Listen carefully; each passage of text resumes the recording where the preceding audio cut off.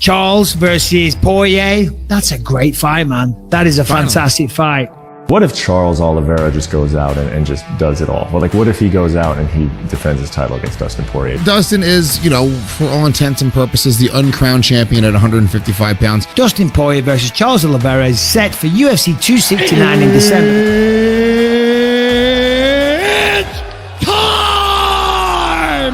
On December 11th, live from the T-Mobile Arena in Las Vegas, Nevada, MMA fans will finally have the answer to the question, who is the best active lightweight on the planet?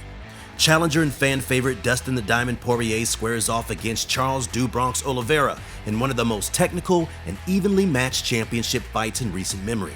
In this video, we're going to break down the fight factor by factor. We'll cover all the strengths and weaknesses for each fighter, so stay tuned until the end of the video, where we'll give you our official prediction. The road to UFC 269. When Khabib the Eagle Nurmagomedov retired after choking out Justin Gaethje at UFC 254, the UFC's most stacked division felt wide open for the first time in forever. Fans were pumped to see which fighter would rise to the challenge and stake their claim as the new kingpin of the lightweight division. Since then, two men have rose to the top, separating themselves from the rest of the division. When the cage closes and Bruce Buffer lets us know what time it is, it will be the culmination of years of dedication, blood, sweat, and tears. The main event features two men who share a strikingly similar path over their fighting careers, now finding themselves at the pinnacle of MMA. It hasn't been an easy road to the top for either Dustin Poirier or Charles Oliveira. Both men started off their careers as featherweights with inconsistent results. After getting knocked out by Conor McGregor all the way back at UFC 178 in 2014, Poirier made the decision to move up to lightweight. Since then, he's amassed 12 victories in the organization's deepest division, with the only blips being losses to Michael Johnson and the lightweight GOAT himself, Khabib Nurmagomedov. Like Poirier, Oliveira was cutting a ton of weight to make 145. He entered the UFC at the ripe age of 21 and was considered one of the best Brazilian prospects since Anderson Silva. Despite some fantastic moments, his early career was marred by missing weight multiple times with some devastating losses. He decided to move up officially to lightweight in 2017, and since then has amassed a 10-1 record in the division, with his only loss coming against Paul Felder. He is currently on a 9-fight winning streak, the best active win streak in the division, marking the complete evolution of Du Bronx as one of the best fighters in the organization. One could accurately describe the trajectories of both Dustin Poirier and Charles Oliveira's career as trials by fire. But both men pushed through the ups and downs, never giving up on themselves. Now the trajectory of their legacies is pointed skyward as the two prepare to clash for lightweight gold and glory. So we know how they're similar, but what makes these two unique inside the octagon? Factor 1. Fighter attributes. You don't rise to the top of the deepest division in the UFC without having great fighter attributes. In terms of physicality, both guys have great frames for fighting at 155. Poirier is very broad and strong for the division, telling Joe Rogan during an interview on Rogan's podcast that he was walking around above 180 before the second rematch against Conor McGregor. A fun fact that a lot of fight fans might not know is that Poirier was slightly heavier than Khabib on fight day when the two fought back at UFC 242. There are a few salt miners who claim that Khabib was a weight bully at lightweight, but Poirier himself claimed that he walks around and fights heavier than the former champ did. In terms of length, Charles Oliveira comes out on top. He's officially listed at 5'10", but the UFC's official height stats are notoriously inaccurate. Oliveira is probably closer to 5'11", making him slightly taller than the 5'9" Poirier. However, height isn't as important as reach, where Oliveira also has an advantage. At a 74-inch reach, he'll have a 2-inch advantage over the 72-inch reach of Poirier. An eye test suggests that Oliveira is the more athletic of the two, but that doesn't mean that Poirier isn't athletic himself. In terms of cardio, it's difficult to decide. Both guys have great gas tanks, but Oliveira hasn't reached the championship rounds in his long career. You can defer him to not gassing out in his 3-round bouts, but it's hard to know how his cardio will hold up in the 4th and 5th. Dustin, on the other hand, has pushed through 5-round wars, most notably his classic interim championship bout against Max Holloway and a brutal back-and-forth war against Dan Hooker. Ultimately, Dustin Poirier deserves a slight edge in the cardio department simply due to his experience. This is the fight game though, where the mental is often more important than the physical.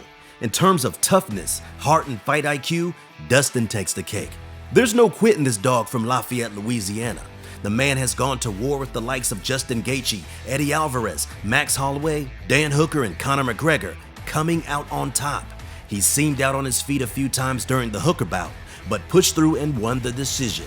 He also survived a hard shot from McGregor in their first rematch, stating that he was flashed, but instantly recovered and went on to give the Irish superstar his first KO loss of his career.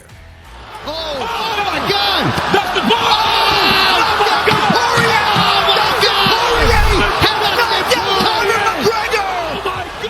There's no denying the man can take a punch and won't ever give up. Oliveira, on the other hand, has been criticized for giving up. Fans often cite the fact that he tapped his strikes against Paul Felder in their bout at UFC 218 back in December 2017. Here's the thing though, that fight will be 5 years old when Oliveira and Poirier square off. It was also the last time Oliveira lost, who is currently on the best win streak at lightweight with 9 consecutive victories. Even fellow lightweight Justin Gaethje criticized Oliveira for being a quitter. Charles Oliveira still has some quit deep down in him. Not even deep, it's pretty shallow. Michael Chandler showed it. Though the timing seemed off since Charles was coming off his championship victory against Michael Chandler, which saw him push through adversity after being badly hurt in the first round. One could claim that there's a precedence for Oliveira not showing heart, but as Charles put it himself, that was the old Charles, we're in the new era. Regardless, in a head-to-head comparison, you must edge heart and toughness for El Diamante. Dustin also gets the edge in fight IQ, having demonstrated a knack for making creative adjustments in the cage. On the other side, Oliveira has become much sounder defensively from where he was early in his UFC career, but his aggression still lands him in unfavorable positions from time to time. So who has the better attributes? Physically, Oliveira has a slight edge. He's longer, more athletic, and uses his size well. However, many inside MMA would agree that the mental aspects of the fight game are more important than the physical. Dustin Poirier beats Oliveira in each facet of the mental aspects. For that reason, Poirier gets the advantage in the attribute department. Factor 2. Grappling. You'd be hard-pressed to name guys at lightweight who are better BJJ players than Dustin Poirier. He was awarded his BJJ black belt back in 2017 by former UFC middleweight Tim Creeder. A quick look at the top 5 in the UFC lightweight division, excluding the champ, you could say Poirier has the best BJJ out of all of them, which makes the fact that Oliveira has a clear advantage in the grappling department even more impressive. Charles Bronx holds the record for most submissions in UFC history.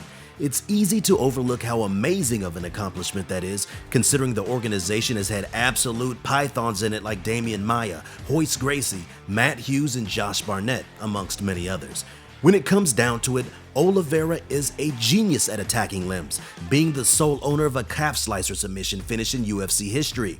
He perhaps best showcased his versatility in attacking various submissions in his fight against Tony Ferguson, constantly shifting between armbar, triangle, and rear naked choke attempts. Earlier in his career, Oliveira tended to put himself in vulnerable positions, fishing for a submission. However, he's made massive strides in his wrestling and will now intelligently put himself in position before going for the submission. The strides he's made in his double leg takedown has made him an absolute grappling force. On the other side, Dustin Poirier is certainly no slouch in wrestling. However, his offensive wrestling is better than his defensive wrestling, having been taken down by guys like Dan Hooker in the past. Fans will also recall the relative ease that Khabib was able to find Dustin's neck. But come on, let's be honest. Khabib makes beating everyone up look easy. So what can the stats tell us? Oliveira averages about 2.64 takedowns per 15 minutes of fight time compared to Poirier's 1.5. They have similar efficiency in takedown defense, with Dustin edging out at 61% compared to Oliveira's 57%. However, one stat in particular pops out. On average, Dustin Poirier attempts 1.2 submissions per 15 minutes inside the cage. However, the slick submission king Oliveira averages a whopping 2.7 attempts per 15 minutes, more than doubling the Diamond's. There's no doubt about it, if the fight gets to the ground, the advantage goes to Charles Oliveira. Factor 3. Striking. Things get a bit trickier breaking down the striking. Both guys have clear-cut strengths and weaknesses as well as contrasting styles. If this was a boxing bout instead of MMA, Poirier would win 9 out of 10 times. Poirier is brilliant with the hands, pouring it on his opponents with relentless pressure. Many people believe that Conor McGregor was the best pure boxer in the UFC, but then Poirier beat him at his own game and knocked him out. Max Holloway declared himself the best boxer in their interim championship fight. Poirier's biggest advantage in the boxing will be on the inside. Dustin likes to cover the distance with his trademark shift step in that he throws against literally everybody. From the inside, he pours it on, never giving his opponents a chance to breathe. Dustin's signature move might prove particularly effective against Charles Oliveira, whose biggest weakness these days seems to be his lack of head movement. Oliveira stands very tall and upright, making himself a target for heavy-handed strikers. It's something that almost cost him in his fight against Michael Chandler, where he was nearly knocked out in the first round. But of course, this is MMA, not boxing. At distance and mid-range, Oliveira surprisingly has the advantage due to his diverse kicks and crisp jab. The evolution of Oliveira's career saw him enter the UFC as a 20-year-old kid with no striking to one of the more solid strikers in the organization. His jab is especially fast and long, but his kicks are what separate him in the head-to-head against Poirier. Oliveira is great at managing the distance with leg kicks and teeps, utilizing both to great effect in his fight against Chandler. In fact, fans might recall that early in that fight, Oliveira knocked Chandler on his butt from a crushing calf kick. Now, Poirier has great calf kicks himself, but he is not great at checking them. Oliveira also has more diversity in his kicks. Poirier rarely goes high with his kicks, but Charles likes jumping switch front kicks and round kicks, so the kicking advantage favors Bronx. Remember, Oliveira knocked out Chandler with a left hook from a distance. Poirier knocked out Conor McGregor with a shovel right on the inside. So what can the stats tell us? Both men have a nearly identical percentage in striking defense, with Poirier having a 54% defense compared to Oliveira's 53%. Surprisingly, Oliveira gets the edge in striking accuracy at 52% compared to Poirier's 50%. This is likely due to their output, which jumps off the page.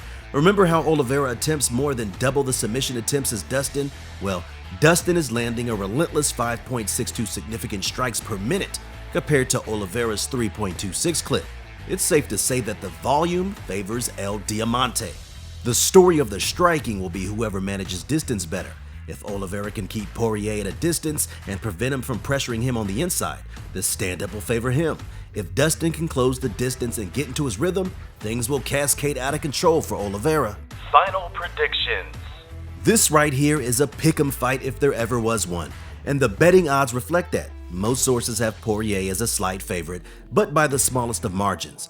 FanDuel lists Poirier as a -158 favorite against Oliveira's +134, while DraftKings has Oliveira as a +135 underdog against Poirier's -155. The odds makers seem to be perfectly aware of what fans should understand about this fight. Both guys have roads to victory, and it's nearly impossible to say how it will go. Nobody should be shocked if Charles Oliveira catches Dustin Poirier in a submission. If Oliveira can utilize his double leg takedown as an effective counter to Poirier's shift-in combo, he has a ton of tools to be able to choke Dustin out or snap a limb. Even from his back, Oliveira has an extensive repertoire of submissions. Oliveira via armbar, triangle, rear naked choke, or guillotine are all very real possibilities. Like we stated earlier though, Oliveira's biggest weakness is his lack of head movement. If Dustin can land a signature shift-in combo, he just might score himself a TKO in a relentless flurry of fists. If it goes to the judges' scorecards for a decision, it favors Poirier. Dustin is known for adjusting and getting better as the fight goes on. One probable scenario involves Oliveira winning the first couple of rounds due to his wrestling, only to have Poirier find his openings and pour on the pressure for the subsequent 3. The Diamond's done it before, he can certainly do it again. The only question left is, who you got? Tony Ferguson's clone or Conor McGregor's daddy? Let us know your picks in the comments. If you like this video, be sure to hit like and subscribe for future MMA content. Until next time. Oliveira, big respect. I'm coming for it.